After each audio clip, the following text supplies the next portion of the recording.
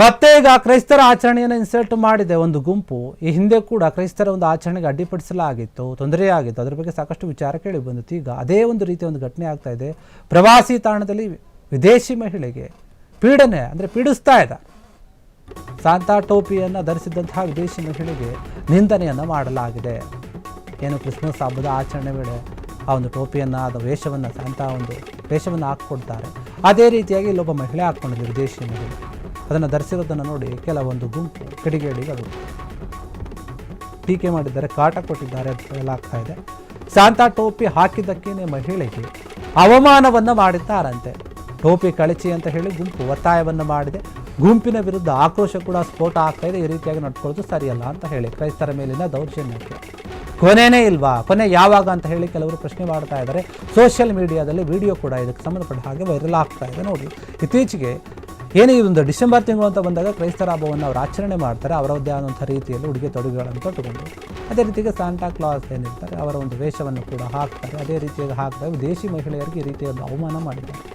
ಹಿಂದೆ ಬೇರೆ ರಾಜ್ಯದಲ್ಲಿ ಇದೇ ಕ್ರಿಸ್ಮಸ್ ಆಚರಣೆಗಂತ ಏನು ಡೆಕೋರೇಟ್ ಮಾಡಿದ್ರು, ಅವೆಲ್ಲವನ್ನು ವಸ್ತುಗಳನ್ನು ಧ್ವಂಸ ಮಾಡಿದ್ರು. ಅದು ಕೂಡ ದೊಡ್ಡ ಮಟ್ಟದಲ್ಲಿ ಚರ್ಚೆ ಆಯಿತು. ಕ್ರೈಸ್ತರ ಮೇಲೆ ಯಾಕೆ ಈ ರೀತಿಯಾದಂತಹ ಒಂದು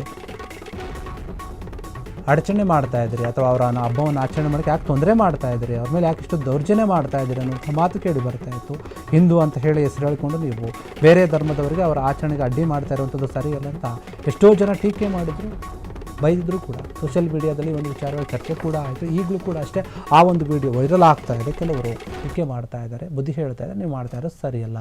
ವಿದೇಶದಿಂದ ಬರುವಂತಹ ಜನರು ಯಾರೇ ಆಗಿರಲಿ, ಅವರು ನಮ್ಮ ದೇಶವನ್ನು ನೋಡೋಕ್ಕೆ ಬರುತ್ತೆ, ನಮ್ಮ ದೇಶದ ಮೇಲೆ ಗೌರವ ಇರುತ್ತೆ. ಈ ರೀತಿಯಾಗಿ ನಾವು ನಡ್ಕೊಂಡಾಗ ದೇಶದ ಮೇಲಿನ ಒಂದು ಗೌರವ ಹೋಗುತ್ತೆ. ನೀವು ಮಾಡಿದಂಥ ಒಂದು ತಪ್ಪಿಗೆ ಇಡೀ ದೇಶಕ್ಕೆ ಅವ್ರು ಹೇಳ್ತಾರೆ ಇಂಡಿಯಾ ಸರಿಯಿಲ್ಲ ಅಂತ ಹೇಳ್ತಾರೆ, ಅಲ್ಲಿನ ಜನರು ಸರಿಯಿಲ್ಲ ಅಂತ ಹೇಳ್ತಾರೆ.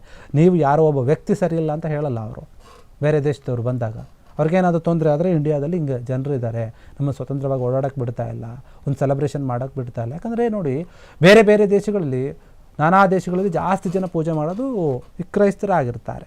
ಯೇಸು ಪ್ರಭುವನ್ನು ಪೂಜೆ ಮಾಡ್ತಾರೆ, ಅವರು ಪಾಲಿಸ್ತಾರೆ ಕೂಡ. ಅದೇ ಹಬ್ಬ ಇರೋದ್ರಿಂದ, ಡಿಸೆಂಬರ್ ಆಗಿರೋದ್ರಿಂದ ಅವರೆಲ್ಲ ಕಡೆ ಅದೇ ರೀತಿಯಾಗಿ ಇರ್ತಾರೆ. ಸಾಂಟಾ ಒಂದು ಟೋಪಿಯನ್ನು ಹಾಕ್ಕೊಂಡಿರ್ತಾರೆ, ಹಬ್ಬದ ಒಂದು ಮೂಡಲ್ಲಿರ್ತಾರೆ. ಅಂಥವ್ರಿಗೆ ನೀವು ತೊಂದರೆ ಕೊಡೋದು, ಕಿರುಕುಳ ಕೊಡೋದು ಸರಿಯಲ್ಲ. ಅವ್ರು ನಿಂದನೆ ಕೂಡ ಮಾಡಿದ್ದಾರೆ, ಅವಮಾನ ಮಾಡಿದ್ದಾರೆ, ಟೋಪಿಯನ್ನು ತೆಗೆದು ಹಾಕು ಅಂತ ಹೇಳಿ.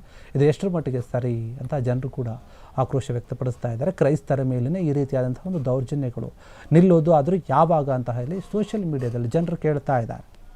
ಕ್ಷಣ ಕ್ಷಣದ ಸುದ್ದಿಗಳಿಗಾಗಿ ಫ್ರೀಡಂ ಟಿವಿ ಸಬ್ಸ್ಕ್ರೈಬ್ ಮಾಡಿ, ಲೈಕ್ ಮಾಡಿ ಹಾಗೂ ಫಾಲೋ ಮಾಡಿ. ಹೊಸ ಸುದ್ದಿಗಳ ನೋಟಿಫಿಕೇಶನ್ಗಾಗಿ ಬೆಲ್ ಐಕಾನ್ ಮೇಲೆ ಕ್ಲಿಕ್ ಮಾಡಿ.